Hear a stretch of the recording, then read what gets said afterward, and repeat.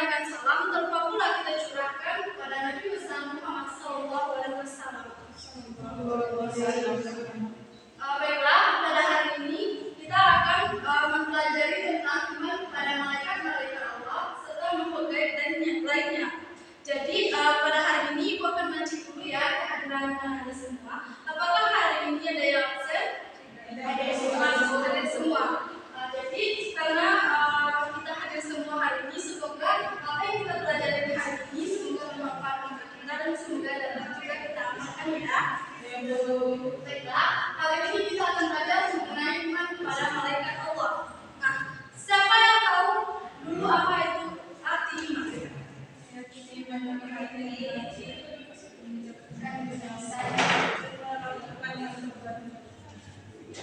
Nah, iman ialah meyakini atau percaya. Menurut bahasa, kata malaikat, sedangkan malaikat adalah makhluk utusan Allah atau ciptaan Allah. Jadi, menurut bahasa, kata malaikat merupakan kata jamak yang berasal dari kata mufrad, yaitu malak, yang berarti kekuatan. Dan dalam mengembangkan misi dan tugasnya, para malaikat juga disebut dengan aros, yaitu yang berarti para utusan Allah. Jadi, iman kepada malaikat ini adalah kita mempercayai dan meyakini bahwa malaikat ini adalah utusan yang diutus oleh Allah untuk mengembangkan misi dan tugasnya kepada kita manusia. Nah, siapa yang tahu malaikat itu tercipta dari apa? Terbuat dari apa? Ada yang tahu? Dari cahaya Bu. Nah, ya, malaikat itu tercipta dari nur atau cahaya. Yang artinya Allah menciptakan malaikat ini dari nur atau cahaya. Nah, malaikat ini kan tercipta dari nur atau cahaya. Nah, mereka adalah makhluk gaib yang diciptakan dari nur dan cahaya. Nah, selanjutnya dalil yang menjelaskan tentang malaikat, jin, setan, dan iblis. Sebelum kita masuk ke dalilnya, kita belajar dulu yaitu tentang jin, iblis, dan setan. Nah, siapa yang tahu siapa itu jin? Ada yang tahu? Makhluk gaib. Jin adalah makhluk gaib yang diciptakan dari api. Nah, jin ini adalah makhluk gaib yang diciptakan dari api yang tidak menyala. Nah, yang kedua adalah iblis. Nah, iblis ini adalah pemimpin dari jin, yaitu yang menyesatkan manusia dan durhaka kepada Allah. Nah, selanjutnya adalah setan.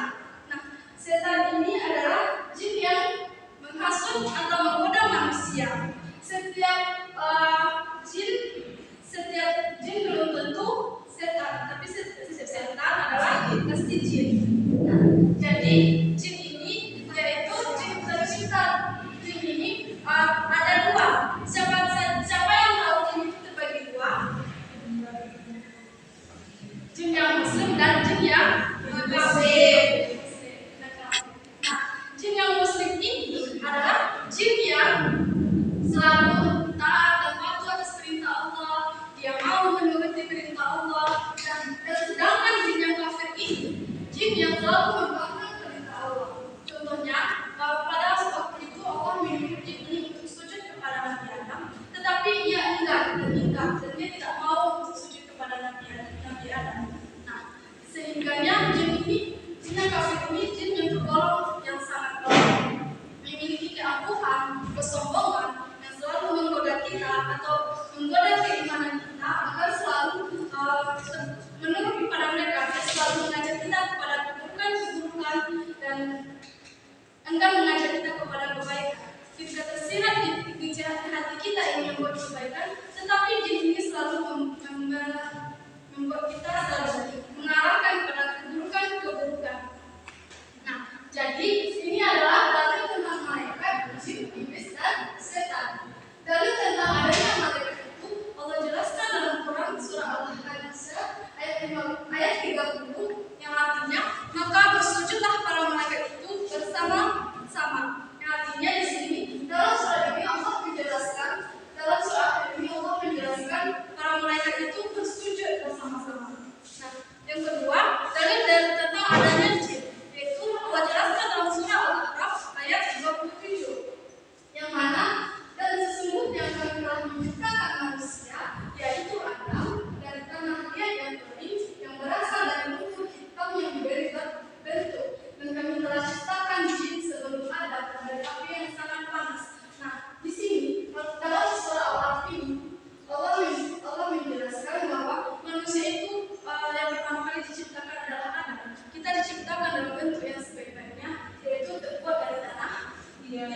derajat. Sedangkan jin, mereka itu diciptakan dari api yang sangat panas. Artinya mereka beda penciptaannya daripada kita. Sedangkan kita diciptakan dari tanah, sedangkan mereka diciptakan dari api.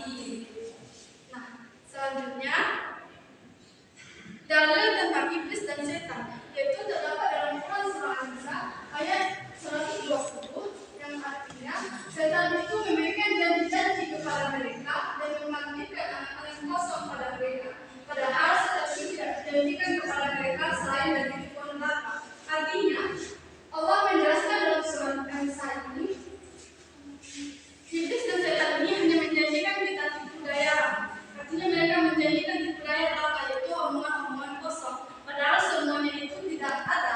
Mereka hanya melakukan tipuan kepada kita manusia agar kita mau mengikuti kesesatannya, yang mana mereka nanti akan di dunia ini mereka mengasuh kita untuk ke hal yang buruk, sehingga nanti di akhirat mereka memiliki teman, yaitu di neraka. Nah, siapa yang di dunia ini lebih banyak keburukannya, maka neraka lah tempat dia akan kembali, dan bersama dengan setan ini mereka akan bersama-sama, yaitu pada api yang menyala-nyala. Nah, selanjutnya kita masuk kepada tugas malaikat dan makhluk gaib lainnya. Siapa yang tahu berapa jumlah malaikat? Nah, jadi jumlah malaikat itu banyak, tetapi yang wajib kita imani itu ada 10. Nah, yang pertama, malaikat itu siapa? Malaikat yang menyampaikan wahyu. Jibril. Nah, ya, ini. Yang pertama adalah malaikat Jibril. Malaikat Jibril ini adalah malaikat yang menyampaikan wahyu. Malaikat Jibril ini menyampaikan wahyu kepada Rasulullah, yaitu Al-Quran. Ia menyampaikan Al-Quran kepada Rasulullah. Pada saat itu, malaikat Jibril ini menampakkan wujudnya. Wujud malaikat ini hanya Allah yang dapat memperlihatkannya kepada orang-orang tertentu. Nah, pada saat itu, saat malaikat Jibril menyampaikan wahyu kepada Rasulullah, ia memperlihatkan wajahnya. Dan ada juga waktu itu terjadi pada saat terjadinya peperangan, yang mana saat itu Rasulullah hanya memiliki sedikit pasukan, sedangkan lawan musuh lebih banyak. Nah, pada saat itu jin itu yang Allah utus untuk memperlihatkan malaikat yang Allah utuskan untuk membantu Rasulullah, itu Allah perlihatkan, dan pada saat itu menolak golongan Rasulullah dan kalah golongan para yang musuh tadi. Nah, selanjutnya adalah malaikat Mikail, yaitu malaikat yang membagikan rezeki. Artinya kalau malaikat Mikail ini memberikan kita rezeki. Siapa yang tahu rezeki apa saja yang diberikan oleh malaikat Mikail? Ya, hujan adalah salah satu rezeki yang malaikat Mikail berikan kepada kita, yang sehingganya bermanfaat untuk kita, untuk para petani, untuk menyuburkan tanaman-tanamannya. Nah, selanjutnya adalah malaikat Israfil. Siapa yang malaikat Israfil? Malaikat Israfil adalah malaikat yang meniup trompet sangkakala. Artinya pada saat nanti akan datangnya hari kiamat, malaikat Israfil inilah yang bertugas untuk meniup trompet sangkakala. Pada saat itu gunung-gunung akan berhancuran seperti larung-larung yang berterbangan. Nah, malaikat inilah yang memiliki tugas untuk meniup trompet sangkakala. Selanjutnya adalah ada malaikat Israel. Siapa itu malaikat Israel? Malaikat nyawa. Ya, malaikat Israel adalah malaikat yang mencabut nyawa. Artinya, malaikat Israel ini adalah malaikat yang akan mencabut setiap insan, nyawa insan yang ada di muka bumi ini. Contohnya, ketika telah datangnya ajal atau perjanjian kita nanti, maka malaikat inilah yang akan mencabut nyawa kita. Nah, selanjutnya ada malaikat Munkar. Siapa malaikat Munkar? Malaikat yang nanyai mayat di dalam kubur, yaitu ketika malaikat ini bertugas untuk mencatat, dia menanyai setiap mayat di dalam kubur yang memiliki yang melakukan keburukan. Artinya malaikat ini mencatat amal buruk yang telah manusia lakukan selama dia hidup di dunia. Selanjutnya ada malaikat Nakir. Malaikat Nakir ini adalah malaikat yang menanyai mayat di dalam kubur apabila mayat itu berbuat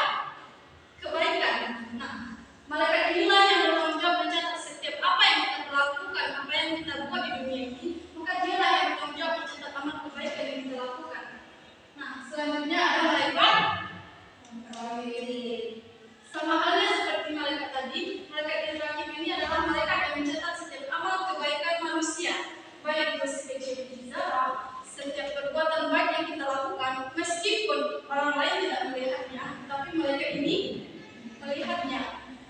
Nah, malaikat rakib ini mencatat semua amal kebaikan kita. Jadi pesannya di sini adalah sebagai manusia kita akan selalu hidup pada sampai saat kita dijanjikan, maka kita harus banyak-banyak berbuat kebaikan. Walaupun orang tidak tahu, tapi mereka tahu, maka ia akan mencatat kebaikan yang kita lakukan. Apabila kebaikan kita banyak, maka beratlah timbangan kita ke kanan. Yang itulah akan menolong kita pada hari akhir nanti. Selanjutnya ada malaikat, yaitu malaikat yang mencatat amal buruk. Amal buruk yang kita lakukan seperti hal yang tadi, meskipun tak ada satupun orang yang melihat kita melakukan keburukan, tetapi malaikat asing inilah yang selalu melihat kita, apapun yang kita lakukan, keburukan yang kita lakukan. Sebelum kita melakukan, terbersih saja di dalam hati untuk melakukan, maka malaikat ini akan mencatatnya. Nah, apabila di dunia ini kita memiliki amal buruk yang banyak, maka malaikat ini akan mencatatnya. Sehingga pada saat hari berhisab nanti, ketika kita akan memiliki amal buruk, maka tempat kita adalah neraka. Siapa tahu contoh amal buruk apa yang sering kita lakukan atau sering dilakukan sehingga mereka ini sangat senang mencatatnya? Bergosip. Berarti yang menjawab berarti yang suka bergosip ya? Tidak, Bu.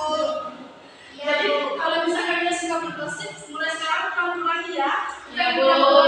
Hindari dan sampai jangan terulang lagi ya. Nah, selanjutnya ada malaikat Malik. Tugas malaikat adalah menjaga pintu neraka. Nah, ya. Tugas malaikat Malik adalah menjaga pintu neraka. Nah, pada saat nanti ketika kita telah dihisab amal baik dan amal buruk kita, ketika timbangan kita akan kepada keburukan, maka kita akan masuk neraka. Nah, malaikat inilah yang akan menanti kita nantinya. Malaikat yang memiliki wajah yang seram, tidak senyum, dan sangat ditakuti. Nah, dialah yang akan senang hati menanti kita ketika kita memiliki amalan buruk, maka dia akan senang hati menanti kita untuk masuk neraka. Nah, ketika itu kita akan berteman dengan teman-teman yang jin, setan tadi, maka dia akan sangat senang. Karena apa? Karena mereka telah melakukan tipu daya kepada kita selama di dunia ini untuk melakukan keburukan, sehingga mereka memiliki teman di akhirat, yaitu di neraka. Selanjutnya yang terakhir adalah malaikat Ridwan. Siapa tahu apa tugas malaikat Ridwan? Menjaga surga. Ya, malaikat Ridwan adalah malaikat yang menjaga pintu surga. Nah, malaikat Ridwan ini adalah malaikat yang sangat murah senyum, wajahnya berseri. Dialah yang akan nantinya menuntun kita, menanti kita, mengantarkan kita ke surga, yaitu malaikat yang menantikan kita di pintu surga. Nah, itulah ketika kita di pintu kampung ini, maka berbanyaklah berbuat kebaikan sehingga nantinya kita memiliki amal yang baik yang lebih banyak daripada amal buruk, maka surgalah tempat kita sebagai baik tempat untuk kembali. Nah, jadi itulah malaikat-malaikat yang harus kita imani dan beserta tugasnya. Selanjutnya, siapa yang tahu sifat dari malaikat ini? Siapa yang tahu sifat dari malaikat? Ada yang tahu?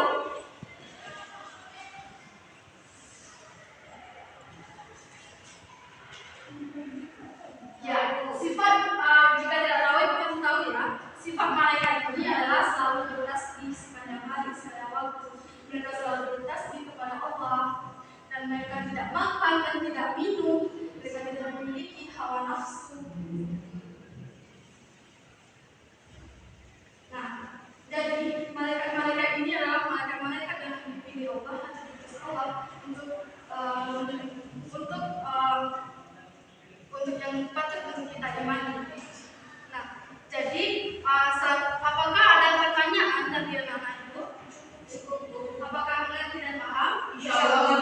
Jika mengerti, coba siapa yang bisa satu orang ke depan untuk menyimpulkan atau apa saja yang diperoleh dari materi kita hari ini?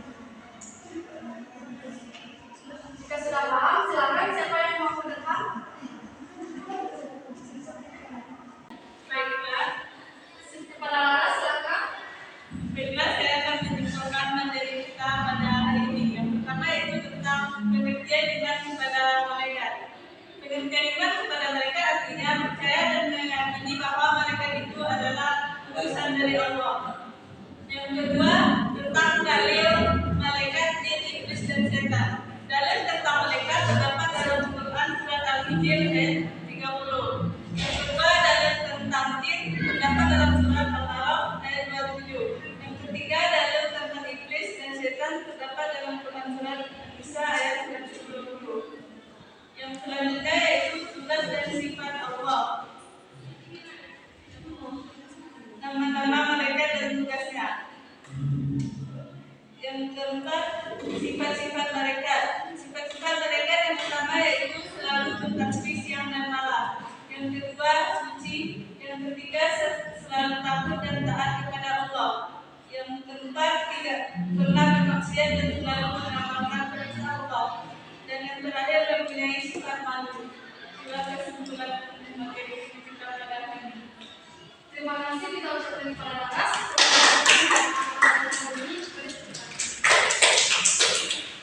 Silakan dulu. Jadi, terima kasih ya kepada Laras telah menggunakan materi hari ini. Jadi Ibu Abang semuanya telah paham ya mengenai materi iman kepada malaikat ini. Nah, jadi siapa yang tahu apa hikmah yang dapat kita ambil dari beriman kepada malaikat? Yang tahu? Ya, hikmah beriman kepada malaikat ini adalah kita dapat selalu berwaspada tentang kebaikan, keburukan yang kita perbuat, maka semua itu akan kembali nantinya kepada kita. Karena malaikat-malaikat ini akan selalu mengawasi kita setiap kebaikan yang kita lakukan adalah pahala untuk kita. Sedangkan setiap keburukan yang kita lakukan adalah kita akan mendapat dosa. Nah, kembali nantinya jika pahala kita banyak, maka surga sudah kita akan kembali. Tetapi jika banyak dosa daripada pahala, kemana kita akan kembali? Nah, hikmah beriman kepada malaikat ini kita juga dapat melihat betapa indah dan betapa besarnya keagungan Allah itu, sehingga Allah menciptakanlah sesuatu itu dengan sempurnanya yang malaikat yang memiliki tugas-tugasnya dengan demikian sebagai manusia selalu waspada dan selalu berbuat kebaikan yang nantinya akan membantu kita di akhirat. Nah, jadi itulah materi kita pada hari ini. Semoga apa yang kita sampaikan dapat Anda pahami ya. Nah, dan semoga dapat diterapkan juga dalam kehidupan sehari-hari. Karena setiap apa yang kita lakukan pasti akan kembali kepada kita.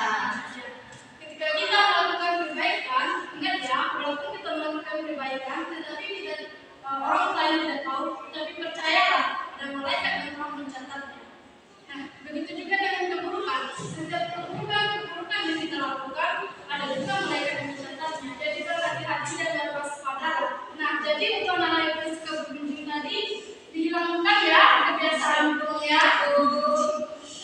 Oke, sekian materi dari pada hari ini. Untuk minggu depan baca materi selanjutnya ya. Ya, semoga Anda apa yang disampaikan paham dan mengerti ya.